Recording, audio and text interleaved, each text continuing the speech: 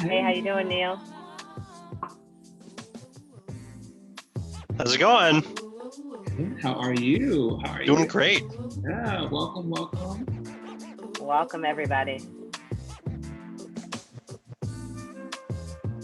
Thank you for coming.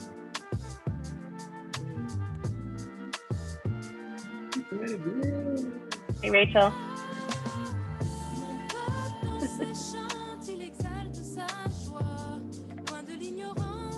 Love the music.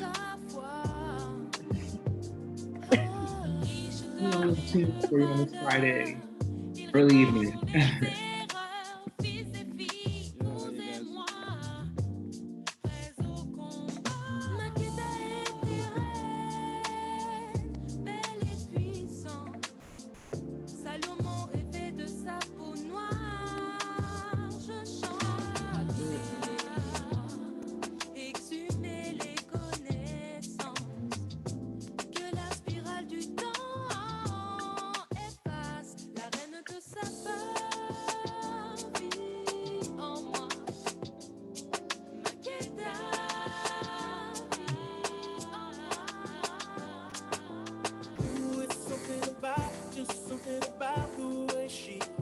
Feel free to get settled, grab some water.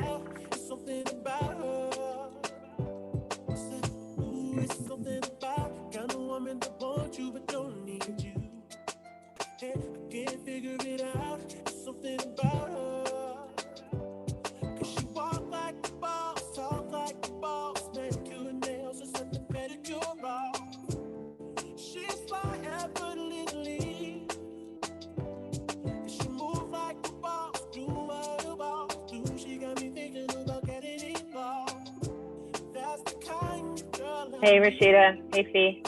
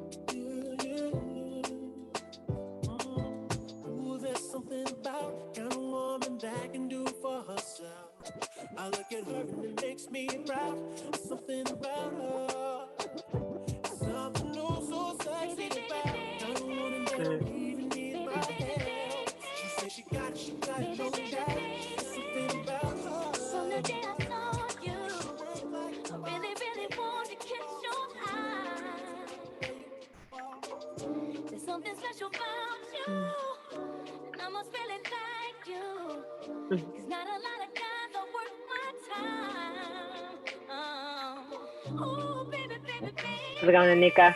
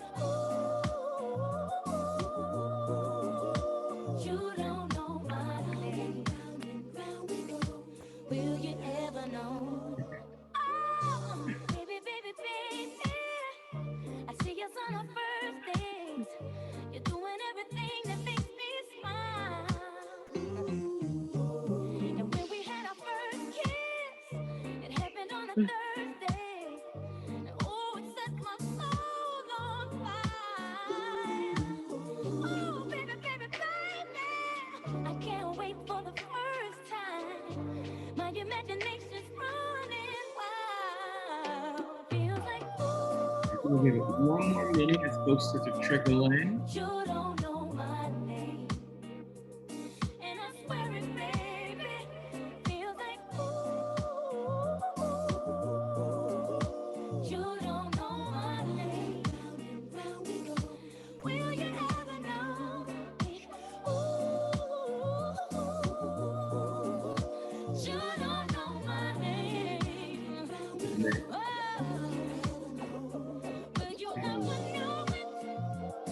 I think we're gonna go ahead and get started.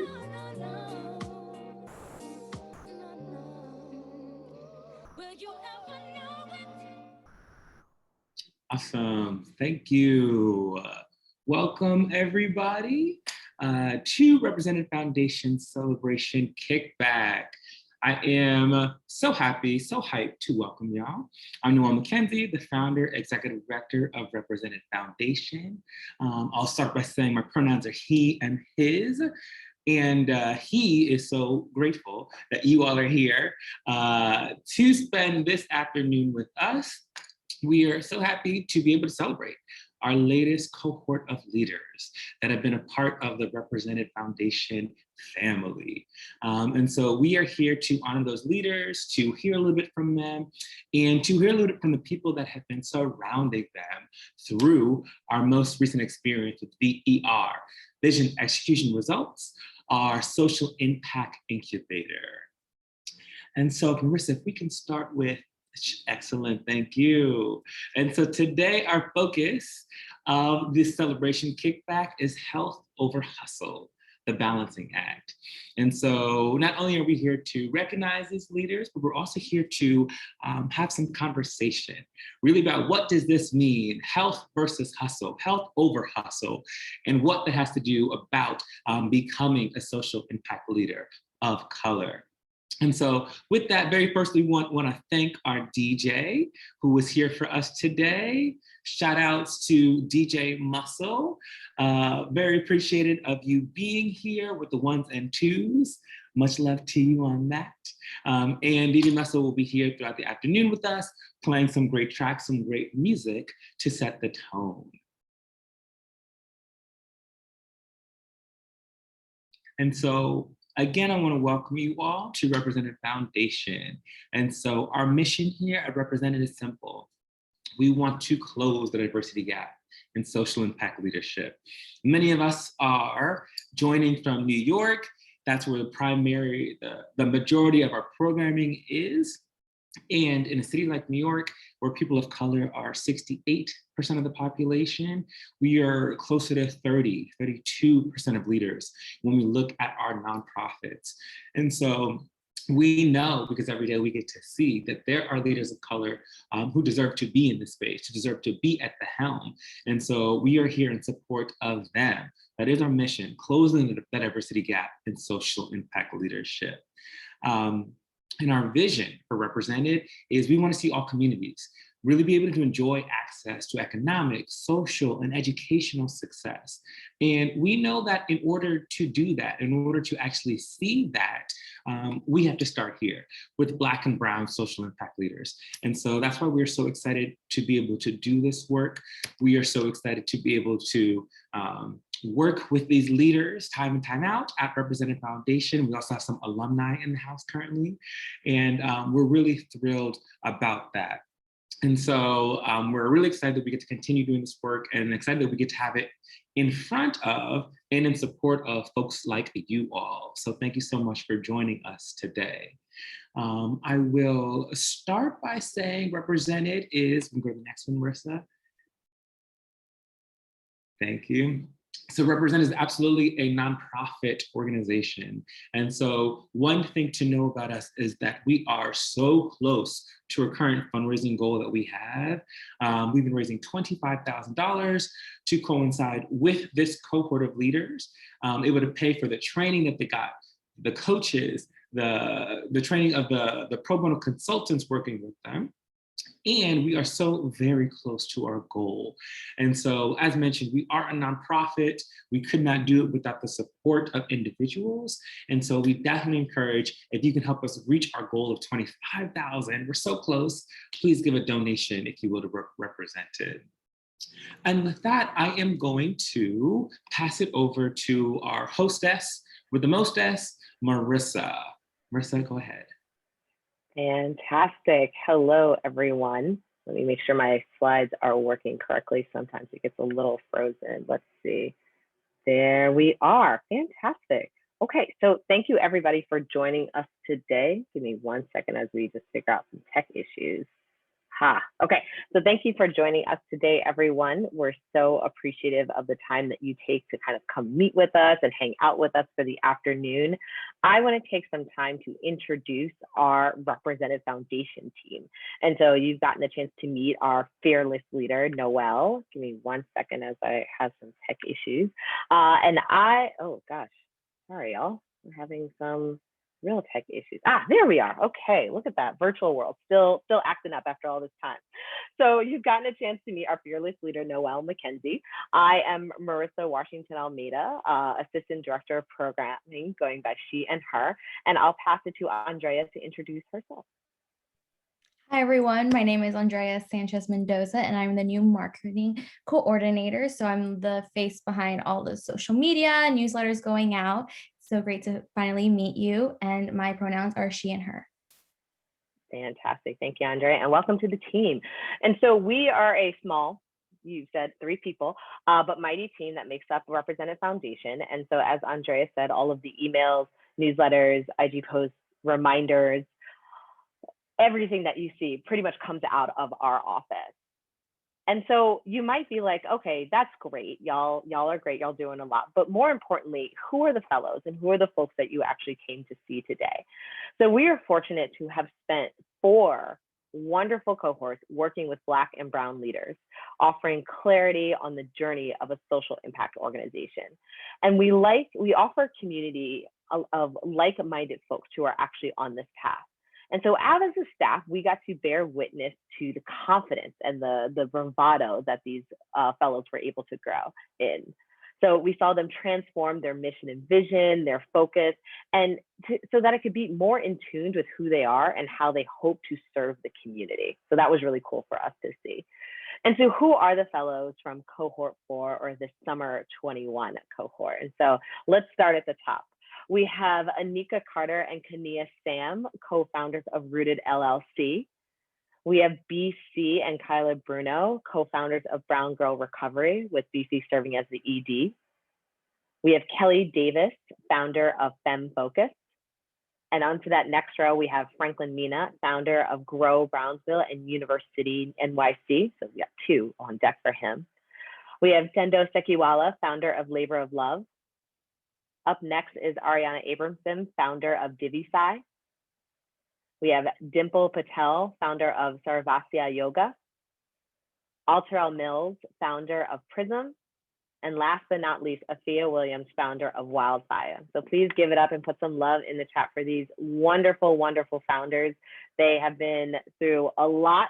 I'll go into all the things that they had to do in a second, but as our community, you all get the fortunate up-close look at them in a few moments.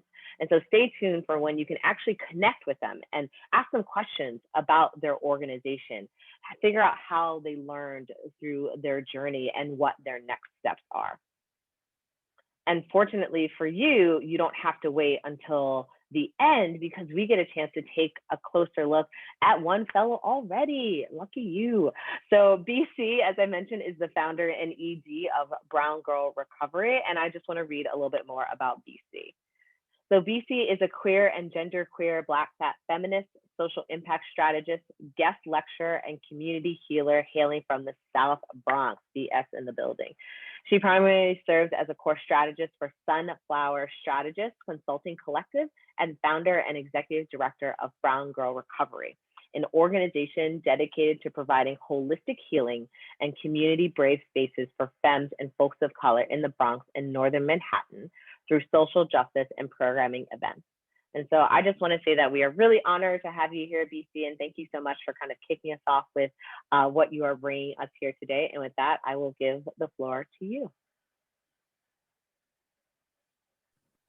Wow, that's, I mean, a Leo's dream, a whole slide with just my picture on it. Wow. I'm so excited to be here and to be joined with Kyla.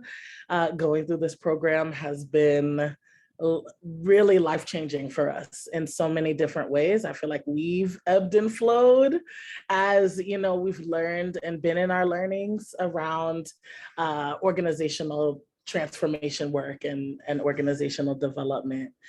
Can I get share screen access if that's possible?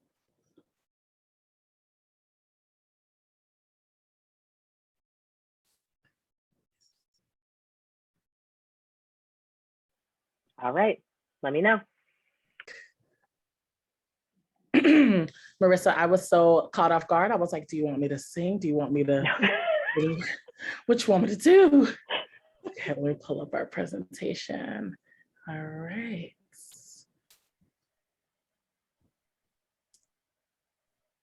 Cool. So Kyla, we can tag team if you want. I can start out and just by sharing that we've had the pleasure through the VSG program to work with two really amazing consultants, Ada and Deepa, who really supported us in some next steps that we identified for brown girl recovery. And those were one, cleaning up our Google Drive, which spans back to 2017, many different trainings, many different clients, and we needed to be able to visually see everything in a way that was organized and presented well, so that in our hopes to, as a small step in our larger hope to transition into shared leadership. We are looking at shared leadership models as a group right now at BGR. I will be the first and last executive director that we have, which I'm very proud to say, as we've just identified that shared leadership is where we want to go. All right, and so this is our executive summary. The work that we did with Deepa was largely to develop a new business plan and business proposal for our work that represents some of the shifts that we've taken since 2017. So we're a Black and queer-led healing justice practice space founded in 2017 that creates grassroots healing spaces for Black and brown community members living in the Bronx and Northern Manhattan. Through the facilitation of innovative social justice programming and events, we primarily serve community members who are marginalized and ousted from traditional models of care through counseling support, healing circles, and comprehensive healing and social justice education. So we're in our fourth year actually. Mm-hmm. And Kyla and I have decided on an emergent plan that would shift our hierarchical structure into one of shared leadership and decision-making to empower all members for equitable leadership. We paused our work this year to strategically work on building up our community accountability strategies and to plan what the next 3 years are going to look like. Mm-hmm. I'll pass to Kyla. Yes, so hi everybody, my name is Kyla. I've been working with BC throughout this time. I was part of a BGR since the beginning of its inception in 2017, and here we are today, which is very exciting. So a little bit about us is that we have two major practice areas, including offering free and accessible community healing programs and expert racial, gender, and healing justice consultation for community-based organizations. BGR guides organizations to transform outdated work culture by developing an explicit commitment to anti-oppression and anti-oppressive practices. Our facilitators guide community members to center their mental health and healing by providing free and accessible healing spaces that use storytelling as a tool for communication. So we offer large-scale facilitation. We do consulting services. And we also do like healing circles on a smaller scale as well. And they really are centered around healing justice, feminism, race and racism, anti-oppression. So those are the main themes that we primarily focus on. And we noticed that one of the reasons why we decided that we thought we needed this was because during the pause we had, BC did have to step down, and we noticed that the rest of the organization was kind of lost. We were like, what in the world are we doing without BC? Like, we need them. And so that's when we decided that we needed a shared leadership model to better help make sure that there's equitable leadership in the organization, that different people are in charge of different things.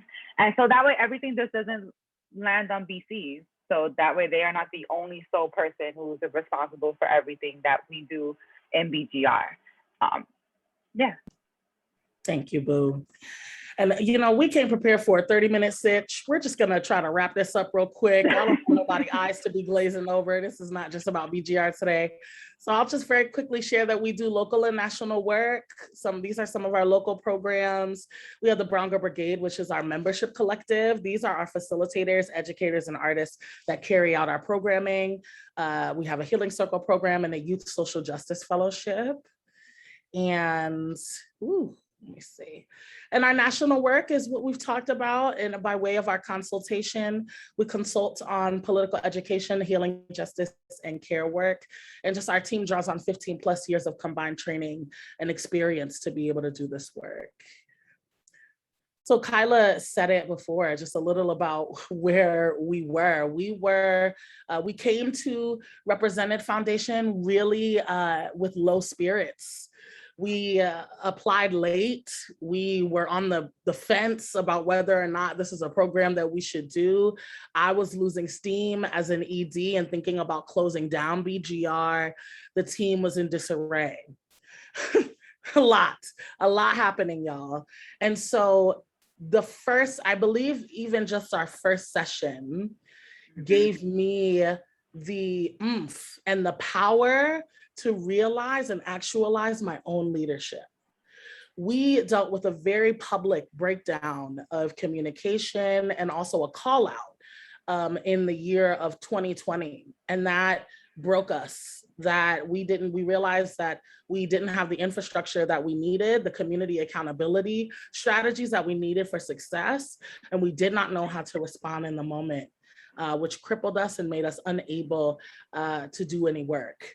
So that's where we're at. We have a renewed sense of confidence. I'd say that is true for myself, then that is true for BGR. We have a consistent group of folks who have raised their hands to being a part of a shared leadership and working through the muck of what it means to organize in 2021, when we know that the culture of organizing ebbs and flows, and sometimes it's helpful to us and sometimes isn't. I'll pause. Kyla, did you want to share anything? Yeah, so where we are now, we're more organized as far as our Google Drive is, because Google Drive, it seems like a little thing, y'all, but when I tell you guys the way that this Google Drive looks now, this is like, wow, this is something I never know we needed. Just folders, like what? So the Google Drive is organized, and now with our business plan that we've been working on with one of our other volunteers, we've really been more organized. We're more goal driven, more team driven. We all come to decisions as a collective now. And whenever things do arise, we are able to come together and discuss them. And so our next step is to share our business plan with our team members, continue to come up with some organizational structures for BGR. And our hope is that we create a structure that'll outlive us. So the day that me, BC, or any of the other brigade members decide that our time with BGR is done, that it just doesn't die with us, that it continues to live on and continues to serve the community members that we are currently serving. And just lastly, where we will be, I mean, I'll just say, like, nowhere without the support and love and guidance from this group. I want to particularly and specifically shout out Rooted, our sisters from Rooted, and Fee from Wildfire, who y'all's energy just, I feel myself tearing up right now. Just seeing you like week after week and knowing that we're in the muck of just moving through what it means to be a founder and the difficulties that come with that. Having this to be a grounding space for us to release was more than y'all know, which leads us to our last slide. We fall down, but we get up. Donnie McClurkin, that's the best quote we could find to describe, BGR's transformation. And thank y'all so much for allowing us this space. I will return the mic to Marissa. Awesome. Thank you, BC. Thank you, Kaya. Can we get some snaps and claps for them as they, I think the thing that is always really, really exciting is to see that transformation. And so just a remembrance, like we were there at the beginning and we saw like what you all started as. And so to see the changes, it has just been really a blessing and an honor for us. So thank you both for that. We just have such really talented and awesome fellows. So thank you all for sharing your story. And again, you all will get another chance to kind of ask them some questions and dive into some of their work in just a few moments. And so, as I said, we are a small but mighty team, and we wouldn't be here without the support from our instructors, our mentors, and our coaches. So I want to just give a few moments to just talk about some of the layers of intervention that we offer during VER. So as a reminder, fellows had 10 sessions. Y'all remember those sessions? Starting in April and focused on mission vision, development, financing, pitch, pilot development, impact, and much more. And so for first-time instructors like Mala Enriquez, who did impact and evaluation, Kenrick Ross, who did organizational development, and Marilyn Pierce, who did digital marketing, they were able to demonstrate how providing exceptional content and coaching to fellows really helps them take their organizations to the next level. For our next level, fellows were able to meet with their mentors to discuss any challenges or next steps and opportunities post-incubator. And each mentor walked in the shoes of an entrepreneur. So we believe it's so important that our fellows get a chance to see the possibilities. And so we paired them with these experienced founders. And we were lucky to have returning mentors of Emily Shea, Roz Petrick, and Eunice Nyandat, who were with us this year. And last but not least, like most entrepreneurs, it helps to have someone actually in your corner to fight with you as you go through this process. And so our coaches went above and beyond to ensure that our fellows felt supported. They offered their own experience, they challenged them on the design of their services and programs, and then helped them with next steps. And from our coaches came a wealth of experience because a number of them have not only supported other organizations, but they've supported Represented Foundation. And so we've had lead coaches like Nakia James Jenkins, who was a former instructor and mentor, Ava Turner, who is a VR alum from Cohort 1, all the way back, total throwback, and Jonathan Miller, who was a coach and also served on our selection committee. Let's put some love in the chat for those folks, and I will pass it to Andrea, who will talk about how we can stay in touch. Perfect. So we have a wonderful team. So thank you again to the instructors and mentors and coaches. We know the impact you made on these fellows is, we can't even put into words, but we would love for you to keep in touch with us even after this cohort comes to an end. So I'm dropping right now in the chat our links to Instagram, Facebook, and LinkedIn, and we would love for you to follow us on there so we can keep in touch. And I would proudly announce that as of this morning, we have reached 1,000 followers across all social media platforms. But we have a new goal in mind because, you know, we always have to keep moving up. And right now our goal is 500 followers on Instagram. And we are so close. I think we're like 15 away. So if you guys can help us get us there, it would mean so much to us. And moving along, I don't know if you guys have seen, but we have been promoting our impact reports. It's honestly such a big thing for such a small team to do. We've been doing this for a few months now, and we've been working on it for like a few weeks, and there's a little sneak peek there on the computer. And we've just loved to share some great news with you guys that we have graduated 30 social impact leaders after 4 cohorts. There are 3 new nonprofits, 5 new enterprises. And the most amazing thing is our reach. The organizations we've worked with have connected with over 13,000 people seeking help and support from their services. Even though we are just 3, yet our reach is over 13,000, and that's something we're increasingly proud of. And we hope you take the time to read this impact report, because not many nonprofits can start, let alone complete an impact report. And we did it, so we're super proud to share that with everyone. Now let me pass it on to Marissa, who will take you through what today's event would look like. Fantastic. Thank you so much, Andrea. And so I really want to emphasize that we spent thousands of hours. No, not thousands, but we spend a lot of time on the impact report. So please read it and share it with your friends, share it with your family, your neighbors, like your weird friends, like whatever. It's just, and to definitely like underscore this point, not a lot of nonprofits can actually put out an impact report. So we were really excited that we could. All right, so let's think about what we're actually getting into today. Today, we are going to start off a conversation with a current fellow, Kaniya Samm, who's going to talk about her experience within VER. I will then pass it to Noelle, who will speak with the multi-talented, multi-dimensional Michael Roberson about his journey of an entrepreneur and how to keep balance, hustle, remember the hustle. We will then end with some time for our community to know our fellows. So we'll be going into groups and talking a little bit about their experience. So let's get this journey started. And so I'd like to, again, introduce Kaniya, who I think is on the, I saw her pop up somewhere, for being our feature fellow. And so Kaniya, I would love if you could start with just a quick intro of just who you are and a little bit about Rooted, and then we'll get into a conversation. Awesome, that sounds good. So hello everyone, my name is Kaniya Samm. I am the co-founder of Rooted. My other co-founder is on the line as well. Her name is Anika Carter. So as you may know, Rooted is a wellness startup focused on normalizing healing for all. We do that through mental health and birth work. And we also have some DEI trainings going on for health institutions to improve their diversity and equity within their companies. So I'm super excited to be here. Did I touch on everything you needed? You did. Thank you.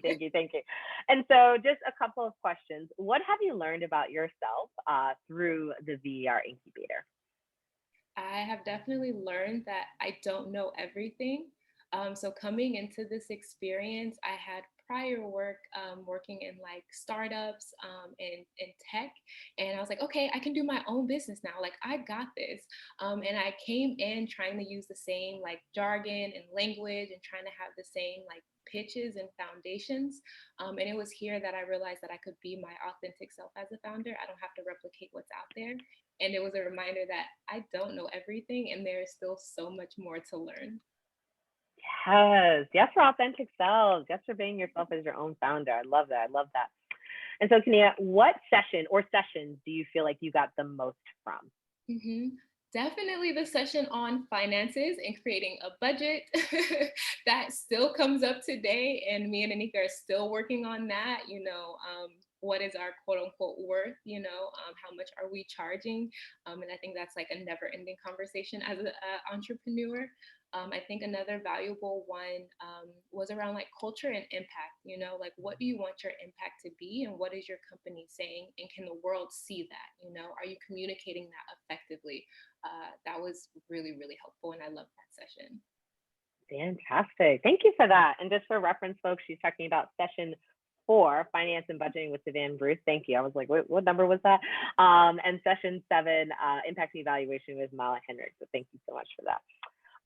Okay, last question. How did VER, or how is it continuing to change you as a leader? So I will still reiterate, especially as a Black founder, to be your authentic self. And it's actually helping me and my co-founder, Anika, again, who is on the line, shout out to Anika, work better together, right? It's like we're in this and we're learning together. It's not just like one of us and then bringing back the information. And I love that VER allows you to do that, bring the co-founder in the room with you all, with us, bring us together and learn and grow and develop together because we have to continue this business together, right? So that has been extremely amazing. Fantastic. Thank you, Kaniya. Can we get some snaps and claps for Kaniya? Thank you so much. Thank you so much. Thank you so much. I do love the idea of the authentic leader. And I would love for some of you, when you get a chance to be in community and groups with Kaniya and Anika, to talk to them about what is that like? What is that transformation like to just be yourself in front of the people that you serve? And so that's really beautiful. So thank you for this short little interview, Kaniya. I really appreciate it. And so we're going to continue on and hear a little bit more. So this wasn't actually on our agenda because I wanted to keep it as a little bit of a surprise, but we did want to bring up one of our instructors who was Kenrick, who is the executive director at the National Queer Asian Pacific Islander Alliance, who was our instructor for session 3, which was organizational development. We'd love to get a little bit of perspective about how he approached the work and his thoughts about DER. So Kenrick, are you on the line? I am. Can you all hear me okay? Yes, we can. Yes, we can. All right. So, Kenrick, you already know. I would love to just chit chat with you a little bit about your experience as an instructor. So, can you tell us, why did you decide to volunteer as an instructor with DER, aside from us pressuring you because you're so good? Actually, you didn't pressure me that much.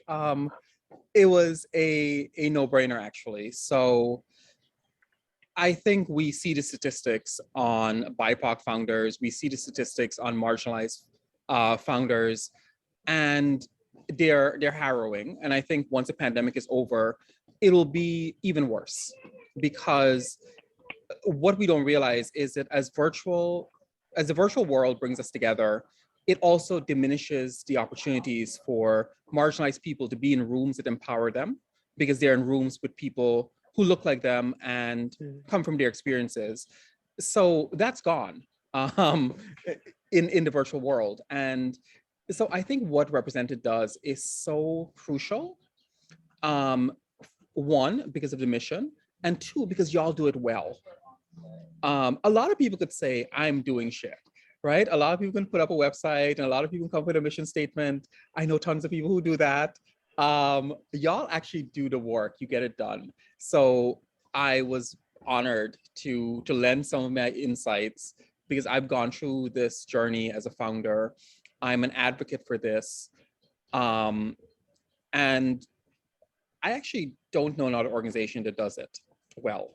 So congratulations to y'all, congratulations to Noel. Marissa, it was a flawless process. So of getting involved, and you guided me through the work. You are also part of the unicornish nature of BIPOC folks starting stuff and getting it done and being successful at it. So I think you are just paying it forward, and I was happy to be part of that process. Awesome. So just to let you know, we recorded all of that, so we'll be using that for promo. Just the fact that you guys are no, that's so true, and everything you said is so true, Kenrick. It is about like putting instructors who have the experience, who are consider themselves part of the BIPOC community, and putting them in front of our fellows to say like, hey, this is what's possible, and I'm a living example of that. So thank you for being that.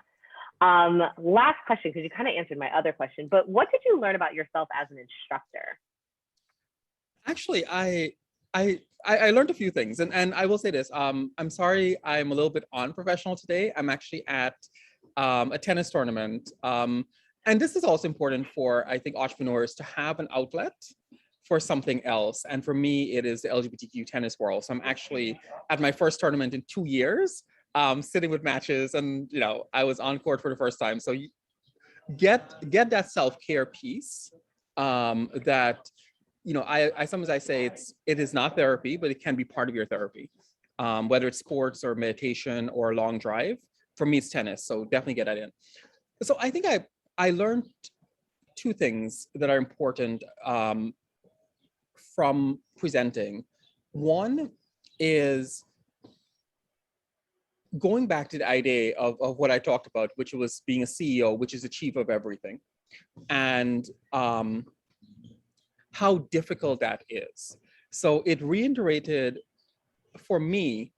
So I run a national LGBTQ organization, and I also run my own thing. And it made me realize how difficult it is to do both, but particularly to do your own thing. And I think it made me a little bit more patient with myself this year, which was great. And the second thing is that at Incapia, we support about 60 Asian Pacific Islander organizations across the country, which are startups. They don't have staff, they're mostly volunteers. And it has made me, so when I gave that presentation, I was 2 months into this new role as executive director. So it gave me a much better perspective of what our member organizations are going through and how to better support them. because it was my thought process that I was doing for y'all that I hope I'm bringing to how we're impacting these dozens of startup groups across the country. So I think I definitely benefited more than y'all did. From this. I love that. I love the nodding that I saw. I can't see the chat, but I love the nodding when he was saying self-care. It's like everybody's like, yes, absolutely. I have to take care of myself. Absolutely, absolutely. And the other thing that I definitely want to raise from that is, I think the idea that like fellows, you again see this like living example of someone who's actually doing the work. So definitely, like, I know Kenrick offered this maybe a couple of weeks ago and we actually had him in session, but definitely like tap into those folks to say like, how are you balancing this? Like, how are you able to do both? And so thank you, Kenrick, so much for being here during your tennis tournament. I hope your leg is okay. But this man's probably playing with a hurt leg. But thank you so much for being here. And thank you so much for being part of our community. We literally could not have done this without folks like him. And so thank you so much for being our instructor. Absolutely. Awesome. Also, if anybody wants to reach out, please do reach out to me on LinkedIn. This is something else that I think I mentioned that sometimes you have to triage.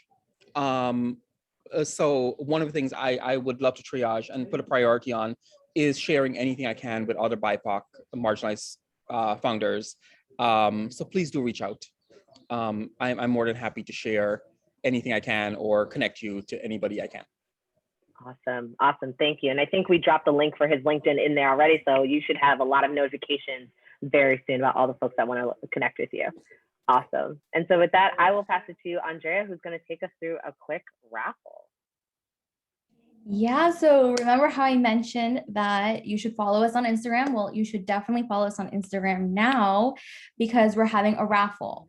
So the first person to follow us and to like that picture right there, and I'm having the link right now in our chat, and you tag 3 of your friends underneath that post, you will win a sweatshirt, a hoodie by Brooklyn League. And the second place winner, so the second fastest person to do all of this, will receive artwork made by our founder, Noel McKenzie. So you have all throughout the whole session to do this because we will be announcing our winners at the end. So stick around so you can see if you win this really cool sweatshirt and this really cool piece of art. So I really hope everybody participates, and I will pass it on to Noel for his conversation with Michael. Thank you. Thank you, Andrea. Yeah, I am pretty excited about this convo. Talk about accreditation, right? Talk about flowers, talk about doing the thing. Michael Roberson is a public health practitioner, advocate, activist, artist, curator, and leader within the LGBTQ community. He is the co-creator of the nation's only Black gay research group and National Black Gay Men's Advocacy Coalition. He is also an adjunct professor at the New School University, Lane College, and the Union Theological Seminary in New York. He is an international art and politics consultant and a member of the International Sound Art Collective entitled Ultra Red. Michael is a scholar in residence for the Center for Race, Religion, and Economic Democracy, as well as a recent TED Media resident, where he performed a global TED Talk about the underground Black and Latinx house ball and ballroom community, entitled The Enduring Legacy of Ballroom. Please go check that out. It is great. And for Black History Month this year, Michael co-authored an article in the Time magazine titled Why Voguing and the Ballroom Scene Matter Now More Than Ever. Michael also serves as a cultural consultant for Pose, the TV show. And additionally, he is a public health advisor and community engagement specialist for New York City COVID-19 Contact Tracing Initiative. Everyone, please give it up for Michael Roberson. We are so happy to have you here. Yes. And I can say, excellent. I didn't realize I was on mute. And so I can't see me as it because one of the things you're going to recognize is that I'm technologically ignorant and I'm becoming better. asking me and technology to become better friends. But I can't see them. Is it because they're sharing the screen? Is that what That's probably it. Yeah, you're bigger for us right now, so we all see you. Okay. So first of all, I just want to first and foremost say thank you for inviting me to be in part of this conversation and being in dialogue with you all. Let me go back because I knew I was going to say this. So I just saw Anika Carter say hi to everyone, hi to Michael. Let me tell you why that brings something up for me. And so when the young woman was just talking about her business, that Anika was her partner, I said, this is going to work out well. One of my greatest friends who's no longer here was an independent filmmaker named Anika Gibbons. And each and every, for this past week, I've been feeling that she's been giving signs to me. They were walking in the right direction as a universe. She was not only she's an independent filmmaker, she was a theologian, but she read energy. And so I just wanted to tell the young woman who spoke before me and Anika that what you are doing is in the right way. So, yeah. Ashe. Thank you, Michael. See why I was so excited for Michael to be here? And I'm like, we're gonna get into it, right? Michael, so our focus of this session today, we were talking about health over hustle. And so we know that, as people of color, as entrepreneurs, we dive into hustle. And sometimes it can bring us really far, right? And then we can also recognize there are limitations to hustle. There are after effects of that. And so my first question to you, I wanna know, when you think about it, why do we hustle? Why do we hustle and what leads us there? There's a couple of things. But first and foremost, when I hear the word hustle, I'm old school. So the first person that comes to my mind is Jay-Z, right? I'm a hustler, baby. You know that every hat I wear is B. So I think that I was born in Brooklyn, that I was born in Camden, New Jersey. But secondly, I'm going to do this sort of historicizing or theologizing for me particularly. I oftentimes talk about theologize what it meant to be born through the womb of that Black woman that I called my mother. That in the womb of my mother, my very first conversation with God of the universe happened, right? That the universe implanted in the very DNA of myself a truth to who I was, so that when I came out to the world, and they said very differently about who I was, that God said the DNA in your bones speak differently. And so I say that to say that as a young, and a lot of us have this experience as a young Black boy, seeing Black women always having to hustle, right? Always having to carry community. There's Zora Neale Hurston, the Harlem Renaissance writer, said that Black women are the mules of the earth, always traveled on over and over and over again. And I oftentimes say that Black women are situated as Christ, always giving, self-sacrificing, right? Nailed to the cross, carrying whole communities, even have to take care of her oppressor's children and nothing left from her. And so this hustle for me, I learned very early through my mother, seeing her always having to do and to make a way out of no way and not complain, right? And be told that her reward, if anyone's ever seen The Color Purple, and there's this conversation between Oprah's character and Whoopi's character, and she said, "You told Harper to beat me." And so Whoopi's character says, "This life be over soon, heaven's last, always." And so Black women are oftentimes told that their reward is in the afterlife. So until that notion of hustle has come to us in many ways sociologically so real, so intimate. And so I think for a lot of us, particularly me who grew up in Camden, New Jersey, with a single mother who worked extremely hard for us, I saw it very, very, and saw Black women in my community having to do that. And so that's number one. Number two, I'm of a different generation, and when I think about this generation is absolutely much more entrepreneurial than my generation, right? We were told that the way to, if you grew up poor, the way to get out of poverty was that you went to college, right?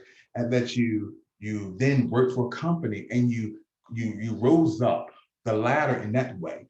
And so that is how you made out of poverty, where this community, and that you were not taught to own, right, to create your own. And this generation absolutely will monetize, will create everything out of something. And that's a powerful thing. I think that the trade-off, though, this notion of help over hustle, the trade-off is that because we live in such a social media space, that what you trade off is community, what you trade off is intimacy, what you trade off is the fundamental propositions of love and joy and pain, and you feel like you isolated by yourself. And so that is, to me, some of the trade-off, and that is part of the reason why I think that this notion of hustling is so big, even with younger entrepreneurs, because that is the trade-off they've been told.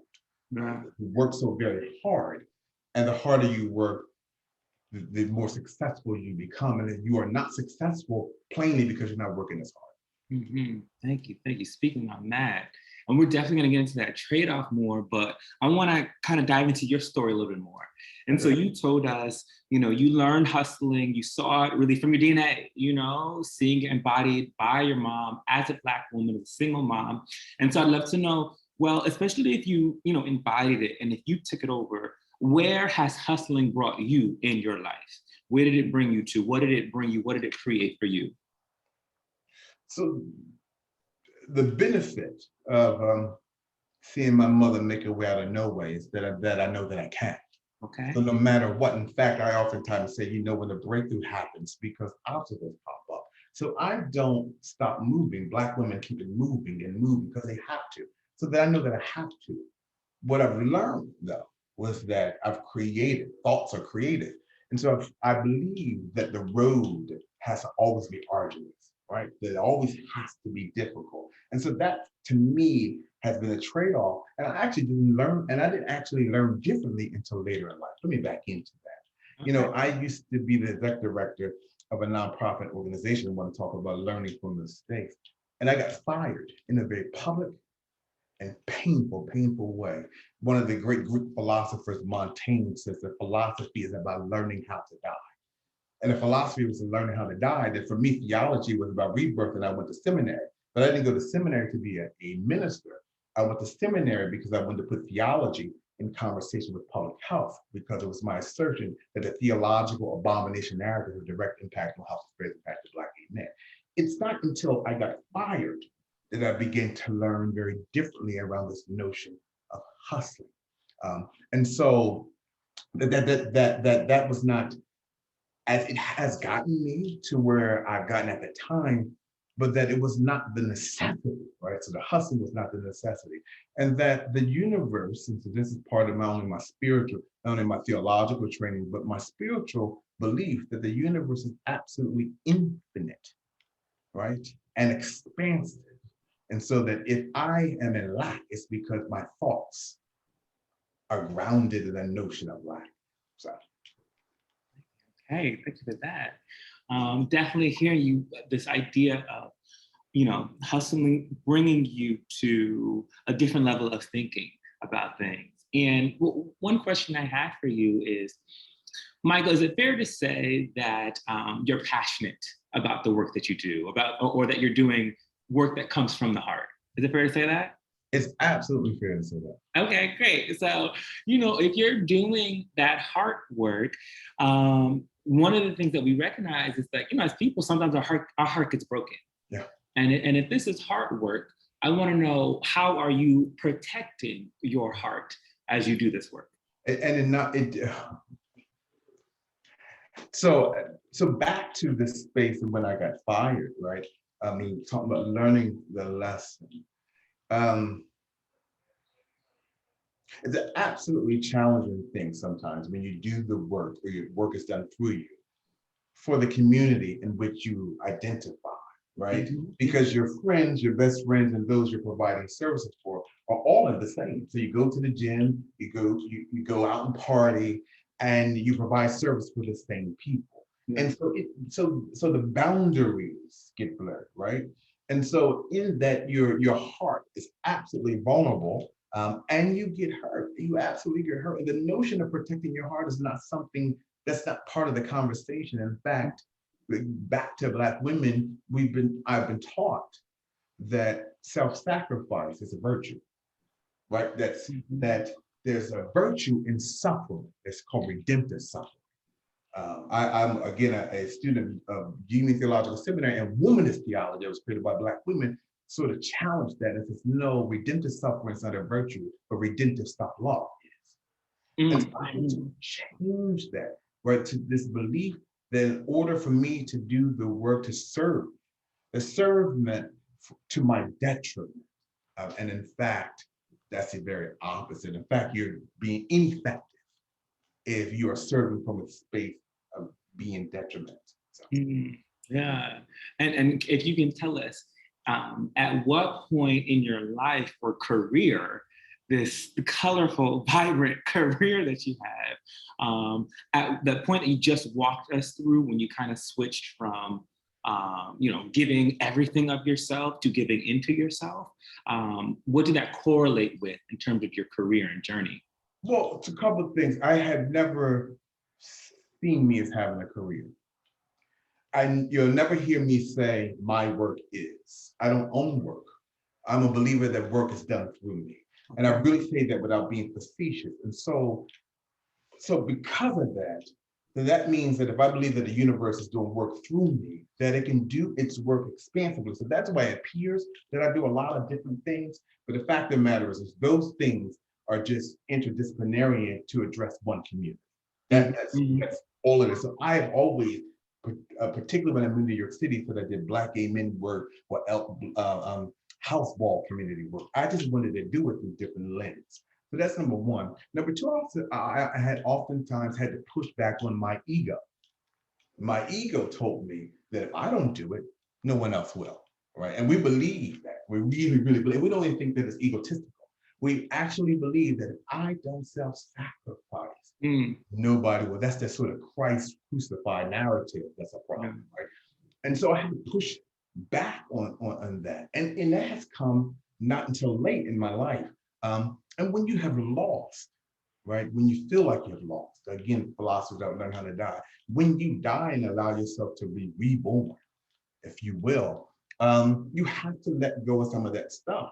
Yeah. And I was blessed enough to have Cornel West as a professor. He said that education is about learning how to die, that I come to make you uncomfortable. And for me, it's in those spaces of being uncomfortable did I learn more? And so that's number three. Number four, I don't know if there are particular points in what you just called my career that taught me that. But I do know that the most painful experience I think ever experienced was getting fired in the way that I got fired. And at the same time was the greatest blessing. Absolutely greatest blessing. What did that experience and getting through it teach you about yourself?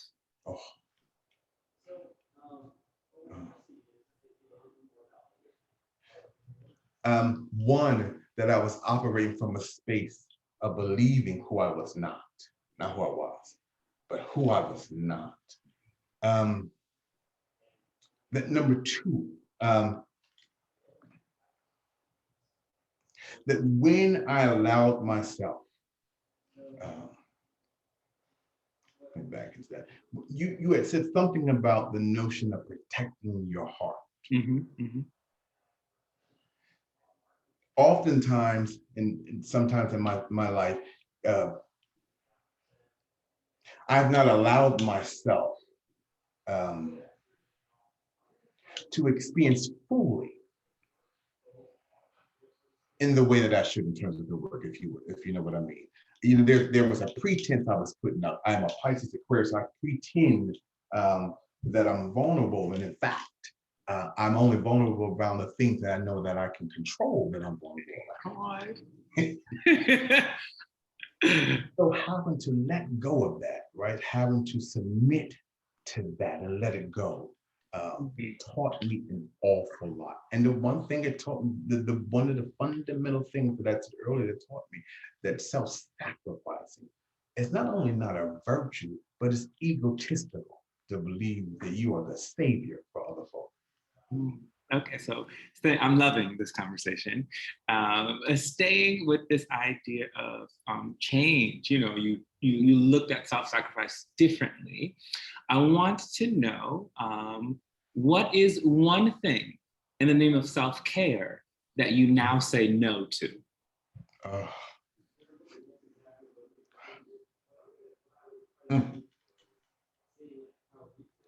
That you can call me anytime, that everyone can call me anytime they so choose to. All right. People think that I used to think that I slept late. And I don't sleep late. I'm very meditative in the morning, and not just around sitting still to meditate in a real dogmatic kind of way, but I like stillness. Right? I like silence. And so that's priceless. And so I had to tell people, I'm not answering the phone. If it's not, first of all, if it's not an emergency, and I have to decide what's an emergency, but if I didn't sort of plan it. So I'm not answering the phone. So to stop answering the phone any and every time, and believing that everyone has the right to have access to me. Ooh, you said that again. Okay. Other side of the question, what is something that you now say yes to in the name of self-care? I'm going back to saying yes to me. I'm going back to saying yes to me.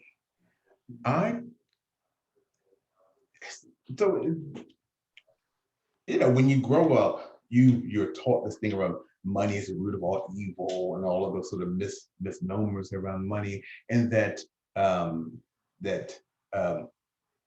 buying your things materially is antithetical to spirituality. And I found that is absolutely very different. It's only when you think the material things make you, right? But giving to oneself, right, is absolutely fundamental to self-care. Every time I get paid, this is back in the day, I would always catch a cab. And part of that was my little thing to say to myself, absolutely you can. I don't care how much it costs. Absolutely you can. And it can be replenished and then some. It's only when you think it's spaces are black that you think, oh, I shouldn't have spent this money on a cab when I could just pay $2.75 to get on the train and all those things. So very little thing. Get the car. Get the car. For me, going to the gym has always been not only working out in terms of the aesthetics, but it's always been very spiritual, because it then says to the universe that I believe that I am doing things to take care of self. Probably the last thing would be really I'm one of those people who used to go to the movies by myself because I like dating me. And if I don't like dating me, then no one else is going to date me. Come on, Michael. Now that's my Aquarius. I'm a Pisces Aquarius born. That's my Aquarius. I brought the gems today. Well, let me ask you this. When it comes to, you're talking about going to the gym. So when it comes to your physical health, what's a non-negotiable for you? What's non-negotiable in terms of my physical health? In terms of I don't eat red meat. I haven't eaten red meat since 1996. Okay, got it. And the reason for that is? A real story. I remember being tired all the time. And I just thought, well, I worked 2 jobs. I worked for the Kansas City Board of Education. I was working at UPS part-time. And then I saw my eyes were yellow. And I said, oh, that's just because I'm tired all the time. And then I saw, excuse my language, my urine was dark. I said, oh, that's just because I'm not drinking enough water. Kind of find out I had to go to the hospital, I had hepatitis. And I've never been hospitalized, never really get sick. And I remember them saying to me in the hospital and saying that you had hepatitis, and that hepatitis and HIV run hand in hand in terms of transmission. You may want to get tested. I said, well, then test me. They said, well, you can wait till you got to the hospital. And so I went and got tested. And I remember going back, so back in the day when it took about 4 years to get your results. No, it took 2 weeks. And I remember sitting in the doctor's office and he calls me in and his secretary says, Dr. Condalucci, the Garden State Infectious Disease Control is on the phone. I said, oh my God, I'm positive, oh my God. Because I was negative, right? And I left and went to Burger King to get what I used to get, 2 double cheeseburgers and French fries, apple pie, and I didn't feel well. And it was just in that moment I said, I'm going to give up red meat.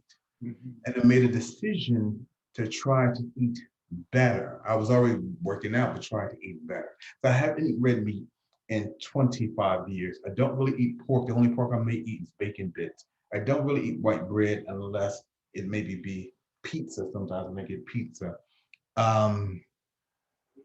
And I'm going back to going to the gym the way that I used to.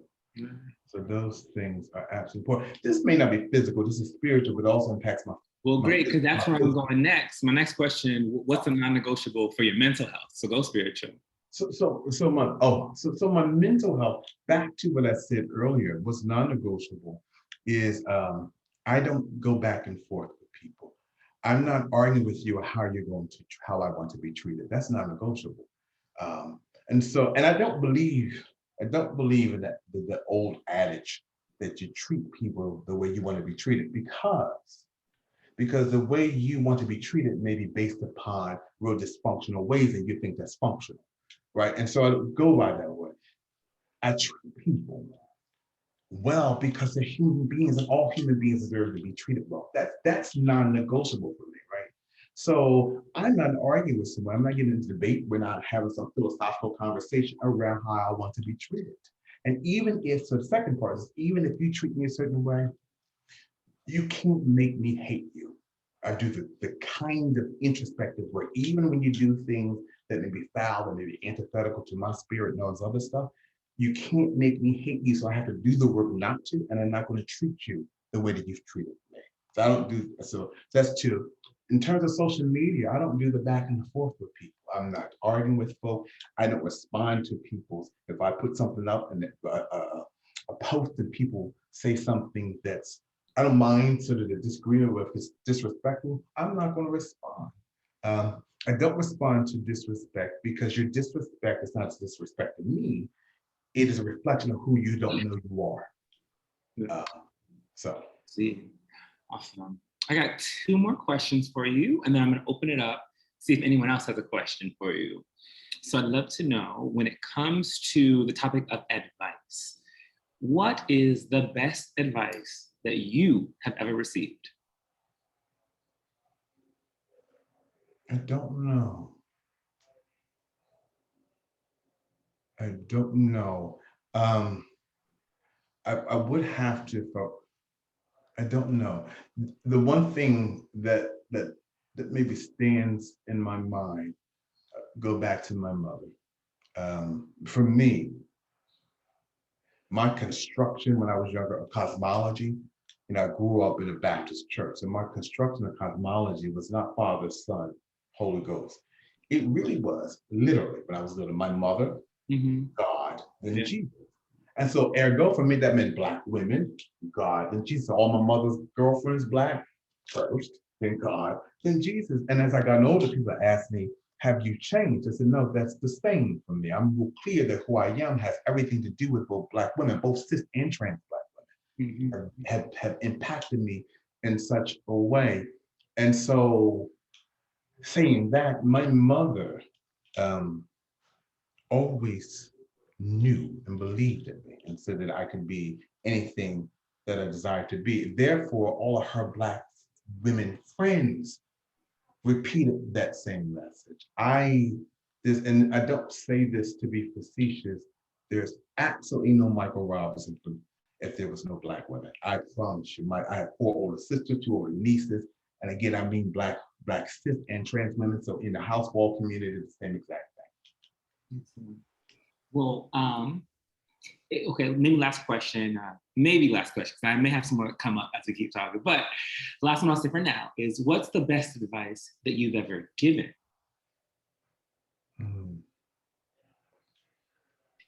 I've never given advice. Let me do that. I thought that that's what I was doing. And when I've done it, it's oftentimes come from this egoic place, wanting to be righteous, feel like I'm right. But I've learned to allow whatever advice is to come through me, right? To absolutely come through me and devoid myself, detaching myself from my own shit and recognize, and don't judge myself when it's my own shit.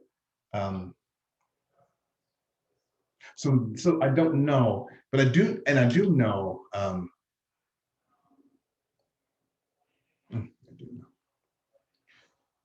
The thing that catapulted me to doing the work that I've been doing, or work been done through me, and to go to seminary was this thing about abomination. It's probably the thing that has catapulted me in all of the things that I do. And so if I thought that the best advice I gave was that piece, that this notion of you being an abomination is an absolute lie. And excuse my language, I wouldn't give a fuck who told you differently.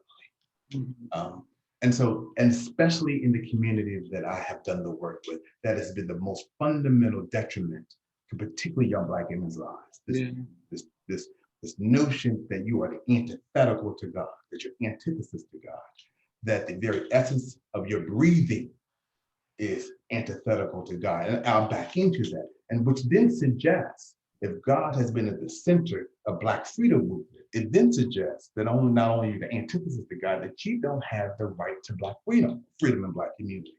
That to me, so if I had to say, that would be it. Okay. Woo. Michael. I'm gonna say, I'll say it again, but I'm gonna say a quick thank you.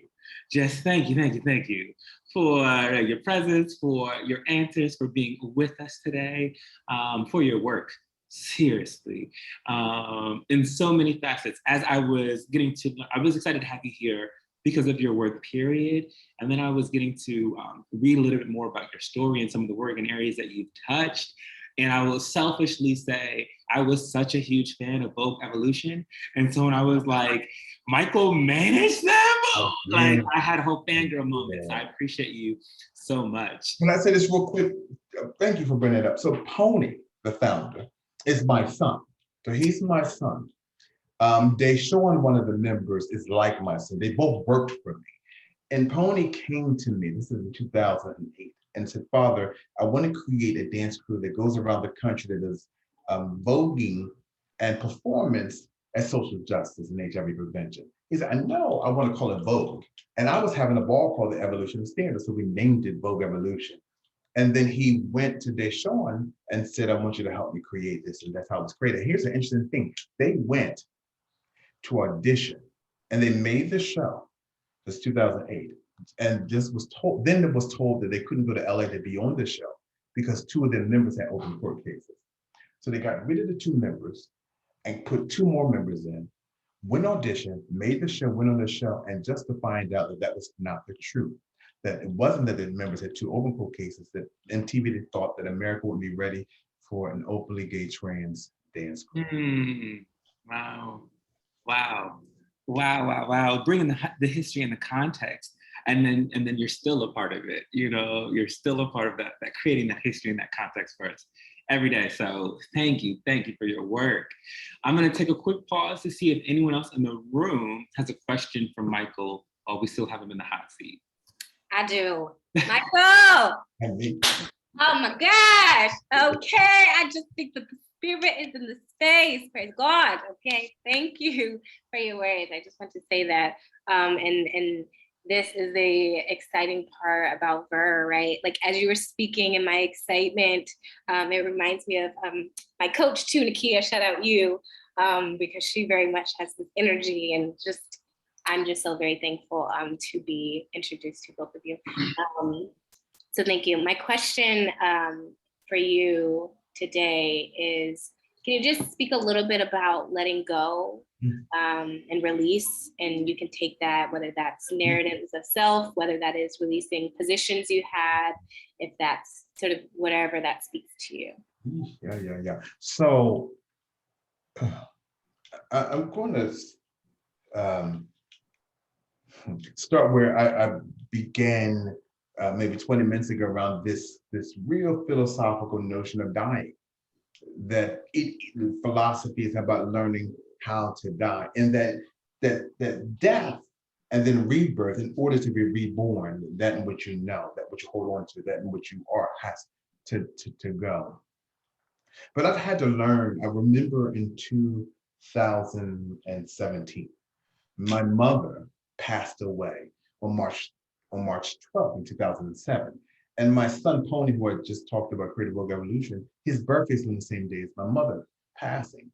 And each day, each year to do this this tribute to both of them on Facebook. And I remember being at one of my son's house with his partner, and I heard my mother say to me, "You have to let me go." And I translated that into not letting her go, of course not.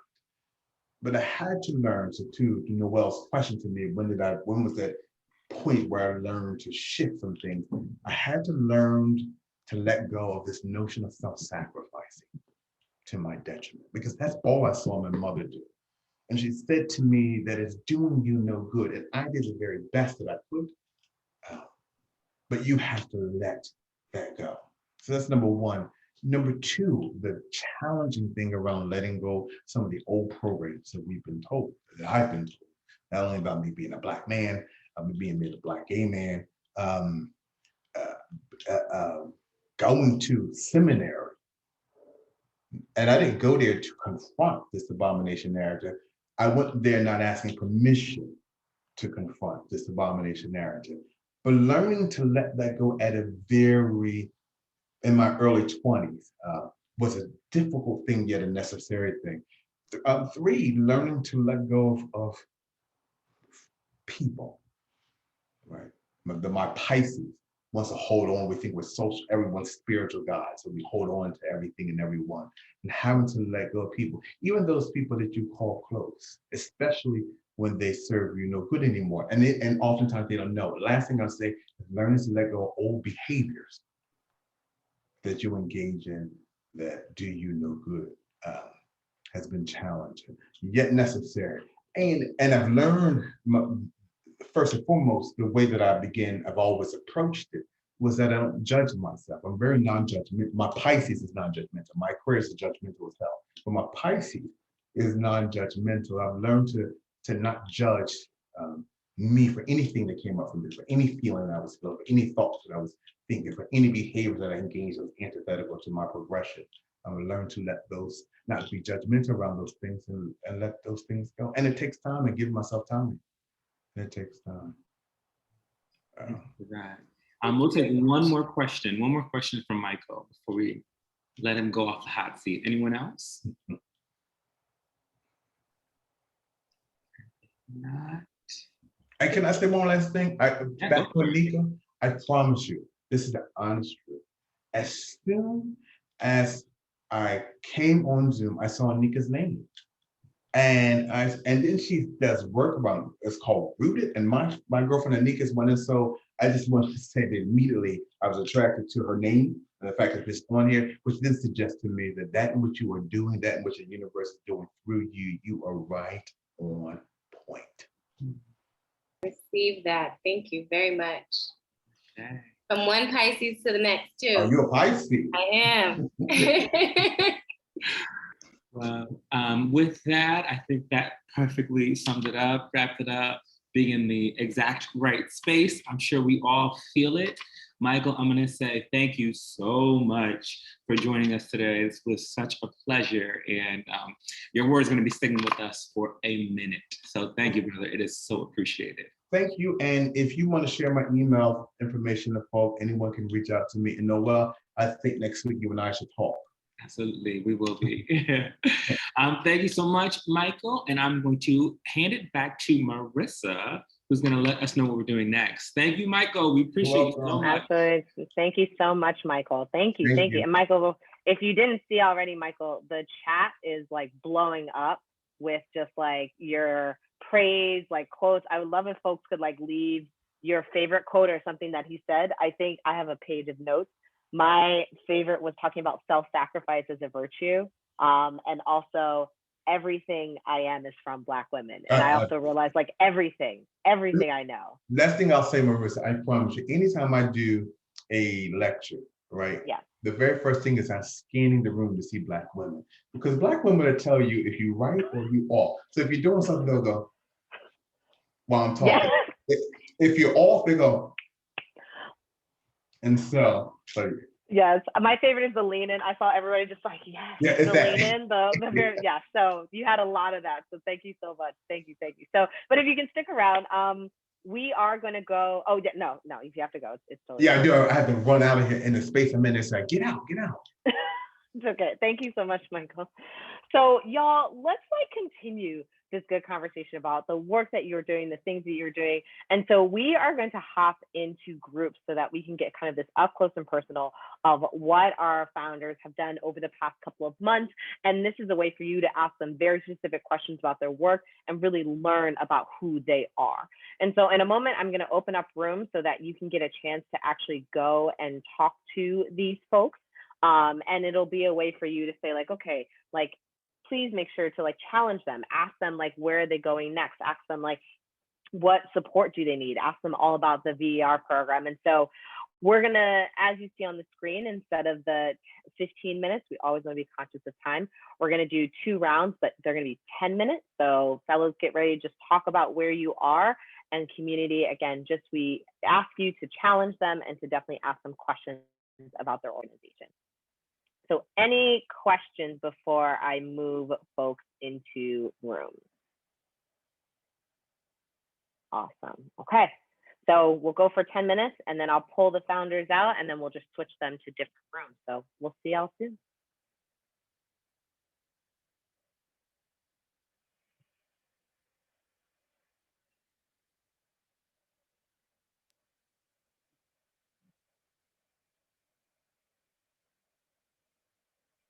Sorry, Sam, I'm sending you to a room. I think that's everybody. Andrea, I did not send you to a room this time. So you should, folks really learn more about the organizations that have come out of VER. And so as a way for us to do a little bit of a debrief, we're gonna do 2 things. One, I would love if folks put in the chat, just like, what did you feel in those rooms? And what did you experience coming off of the amazing things that Michael was talking about and kind of going in deeper into what these missions and visions and organizations are about? I would love to see some of that love in the chat. And then the second thing that we're gonna do, if she is still here, is we have an alum in the house, Nicole. Actually, no. I can't see anything. Okay. Can't get my, sorry, no. Oh, sorry. I thought I was muted the whole time. Sorry, it's actually a different Nicole. Okay, okay, so Nicole Barnwell isn't here anymore. Okay, correct. So we were gonna have Nicole come up and just talk about the experience, but if she does come back, we'll check in with her. But instead, let's flip over, as you all are debriefing, to another aspect of our programming, which was VSG. So, you know, a lot of you got a chance to take part in VSG. And so I'd like to just have a short conversation with one of our volunteers, Rachel Johnson, who worked with Afia Williams with Wildfire. So we just want to learn a little bit more about that experience. And so first, thank you so much, Rachel, for joining us. And I'd love to just get a sense of just how did you support Wildfire? What were some of the deliverables that you and your team worked on? Yeah, Wildfire was looking for some branding and social media help. So we were coming up with a brand identity and some strategies for social media success to increase her engagement and following. And that was pretty much, yeah, we came up with a lot of research and stuff for her to look into and brands that kind of aligned with hers to help with posting. So hopefully I did a good job. I know she's in this meeting. I think I see her shaking her head like, yeah, it was good, it was good. So why did you decide to volunteer with VSG? Yeah, when it came around, honestly, the reason I decided to volunteer was because I knew I had the time to put into it, and it was for a BIPOC group. So I feel this like call in my heart all the time to just help people in general, and especially those in need. And I know that the BIPOC community is one that is in need. So it pulled to my heart. And that was really like, as soon as the sign up button was there, I was like, sign up. And that's really the only way I can explain it. But yeah, getting down into it, I just want to help the world change. I'd rather be a part of that impact and not something that's an obstacle. Fantastic. And so can you tell us a little bit more, last question, about what you learned about BIPOC founders, like Black and Brown founders, and how do you understand the importance of having a Black and Brown founder in these spaces? Yeah, coming into this meeting was feeling like it wasn't that I really learned anything new, but it's like that I'm understanding it deeper, what I kind of already knew. And I'm from this meeting even learning even more how like not diverse the world is when it comes to leadership roles and things of that nature. Being in the acting community, it's already a known fact that women are a minority because most roles go to men. And then from there, Blacks and Latinas are the minority. There's hardly any roles for them. And it's starting to shift this past year. Like I have not had an audition in over a year as a white person, and we're getting a lot of diverse roles, which is amazing. And I'm learning more through this, that it's widespread through everything. And I'm understanding deeper how much of a need there is, but like I knew that. It's just, I guess I got a bigger step into that world than what I've ever had in my life. So. Yeah, absolutely. Absolutely. No, we'll be upfront about it. Absolutely. So thank you so much, Rachel. Is there anything you'd like to say about your team or anything you'd like to say about this time with VSG? Yeah, I was gonna probably interrupt you and ask if I could. Briefly, Rachel and Cheyenne, who I don't think is on the call, they were just like wonderful and completely willing. And I was out of the country and they had to deal with like a bunch of farm sounds, and we had a really good time just getting to know each other. And just since Rachel's here, she always like was really upfront.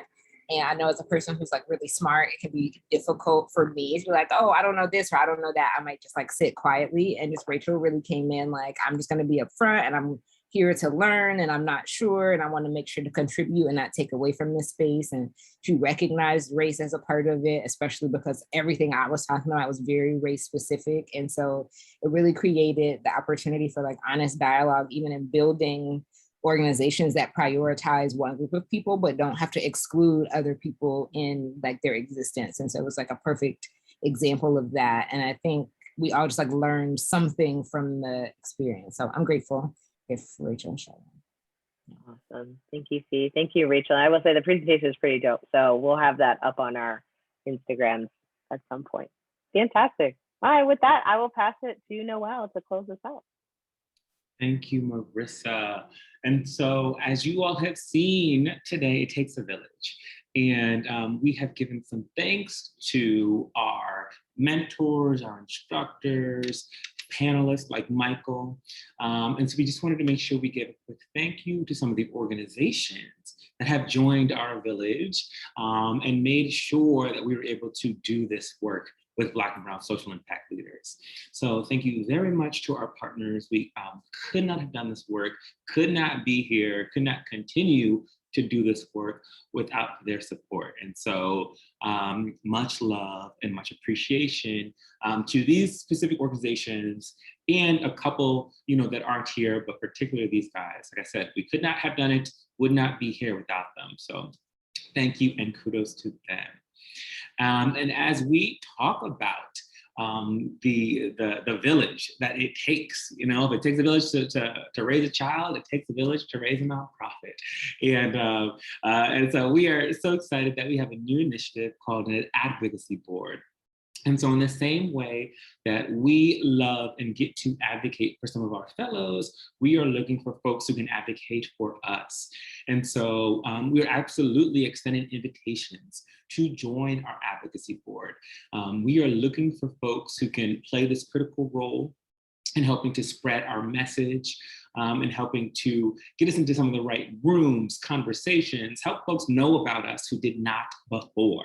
There are things we cannot do for ourselves that we need others to advocate for us to do. So thank you for sharing that link. Andrea, if you go to our website, you can check out details about our advocacy board, what that looks like, and how to get involved.